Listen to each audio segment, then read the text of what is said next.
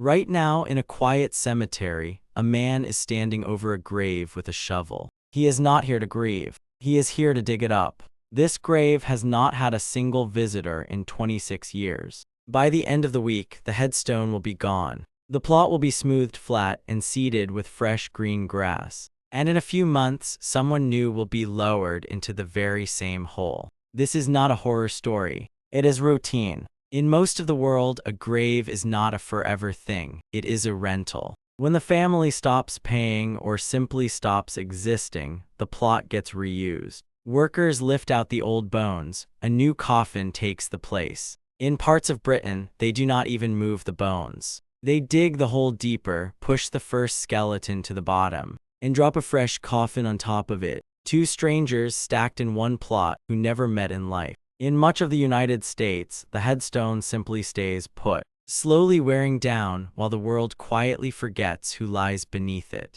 The rules change from country to country. The ending does not. Because the visits stop within 3 generations every single time. A grave that no one visits is already gone, whether or not a man with a shovel ever makes it official. But here is what almost everyone believes instead. We grew up thinking a grave is forever. A stone, a name, a patch of grass that belongs to your family for eternity. It feels ancient. It feels like the natural order of things. It is not. The permanent family grave was invented, and we know almost the exact year. In 1831, a new kind of cemetery opened outside Boston called Mount Auburn. It was the first burial ground in America, designed to look like a beautiful park. Private family plots, quiet lawns, stones that would supposedly never be touched. It was sold to a growing middle class who wanted something dignified, something better than the crammed, overflowing churchyards their parents had known. So the calm green cemetery you picture in your mind is not timeless. It is roughly 2 centuries old. When you look at a cemetery, you think you are seeing the natural way humans bury the dead. You are actually looking at a marketing idea from 1831. So watch what really happens to a grave step by step. First, the visitor stops coming. Then the flowers stop arriving. The little decorations vanish, one season at a time. The carved letters thin out year after year until the name is just a blur. Pale green lichen creeps across the stone. It develops a slow tilt. Sometimes it falls over completely. The plot sinks and flattens back into the grass around it. After 100 years, the stone might still be standing, but the name carved into it is now just a worn-down shape. After 300 years, the whole cemetery is probably gone. The grave does not really disappear. It just quietly stops being a grave. Now I want you to try something right where you are. Name all 8 of your great-grandparents' first and last names. Take a real moment with it. Around 96 out of 100 people cannot do it. These were real people. They lived less than 100 years ago. They held the babies who would grow up to be your grandparents. Without them, you would simply not exist. And you have forgotten them completely. 3 generations, that is the average shelf life of a human memory. Somewhere between 70 and 90 years, nearly everyone is forgotten. And the forgetting does not always wait for you to die first. In Japan, there is a single word for this. Kodo kashi. It means the lonely death. Every year, tens of thousands of people in Japan die alone in their homes. Thousands of those bodies are not found for more than a month. Some are not discovered for over a year. Often it is the smell that finally tells the neighbors. There are now whole companies that specialize in cleaning these apartments. It is a growing industry. And here is the part that aches the most. Most of these people had living family. Children, cousins, old friends. They simply stopped calling. The grave goes unvisited long before the grave even exists. Maybe you think fame is the way out, that if you matter enough, you will be remembered. Even Mozart did not escape this. He died in Vienna in 1791 at just 35 years old. A third-class funeral, an unmarked common grave. About a decade later, that grave was reused, standard procedure even for him. His widow went looking for the exact spot. No one could find it. Mozart's actual remains have been lost for more than 200 years. The famous monument in Vienna is just a guess.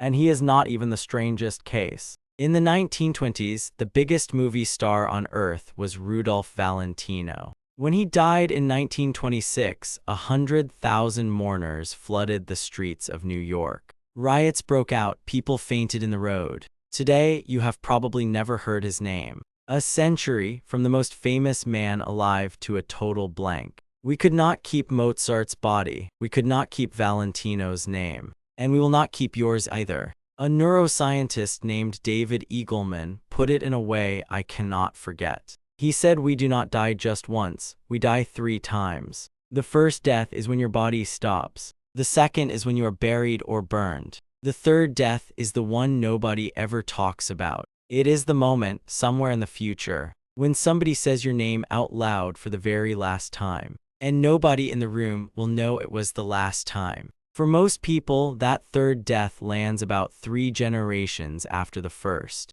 The exact same 3 generations that already erased your great-grandparents. Picture the timeline honestly. Your children will remember you in full detail. Your voice, your smell, your hands when you got old. Your grandchildren will remember only fragments. A story, a photograph, the smell of your house on the holidays. Your great-grandchildren will know your name on a family tree, maybes, and roughly what you did for a living, nothing more. Your great-great-grandchildren will not even know that you existed. Some people last a little longer. Someone got famous, someone kept a diary, someone had a descendant obsessed with the family. But for almost everyone, 3 generations is the sailing. Now here is the gentle twist that changes everything. Those same 3 generations also erase everyone who ever judged you. The boss who made you feel small. The relatives who kept a quiet tally of your failures. The old friends who went cold and talked behind your back. Every one of them disappears on the very same timeline, which means the shame dies right alongside them. Marcus Aurelius noticed this almost 2,000 years ago. The people you are so desperate to impress are about to be dust. Anthropologists say your real audience is only about 150 people. Everyone else is a stranger you have been performing for. And honestly, you have been forgetting too, the whole time. The childhood friend you swore you would never lose touch with, whose face you genuinely cannot picture anymore. The big dream you carried in your 20s. You can barely remember why it mattered so much. 10 years ago, you cared about completely different things. The forgetting was never waiting for you to die. It has been happening your entire life. There is an old teacher who first taught you to read. The neighbor who watched you grow up. The clerk who handed you your first paycheck. They thought about you for years. You cannot picture a single one of their faces. You are not only being forgotten, you are forgetting just as fast. And no, cremation does not save anyone from this. Ashes get scattered, misplaced, and eventually thrown out. A handful of names do survive for thousands of years. Socrates, Buddha, Tutankhamun. That is about 100 names out of 100 billion lives. If we are honest, for ordinary people like us, the math is not on our side. 8 billion people are alive right now. Not one of them knows your name. And the billions not yet born will not know it either. The grave just finishes what indifference already started. Some people, though, decided to get ahead of all this. Genghis Khan died in 1227. He ordered his grave hidden on purpose completely. The old accounts say his soldiers killed every witness. Horses were driven back and forth to trample the ground perfectly flat. A river was even diverted to flow over the entire site. 800 years later, with satellites and expeditions, no one has ever found his tomb. Most of us are forgotten by accident. He chose it. Now let me show you the other side of this, the side that brings the calm. You were already gone for 13 billion years before you were born. You simply did not exist, and the universe ran along just fine. Stars were born and died, empires rose and fell. People got married, raised children, built cities, made art. And not a single one of them missed you. You had not happened yet, and it was perfectly okay. When you die, you simply return to exactly that. People imagine death as someone trapped alone in the dark. It is not that at all. It is exactly what came before you. And that part you already know was completely fine. And here is the quiet secret nobody tells you. Something of you does survive, just not your name. The exact way your grandfather said one particular word, which your parent picked up and which you picked up too, and which your own child will use in conversations you will never hear.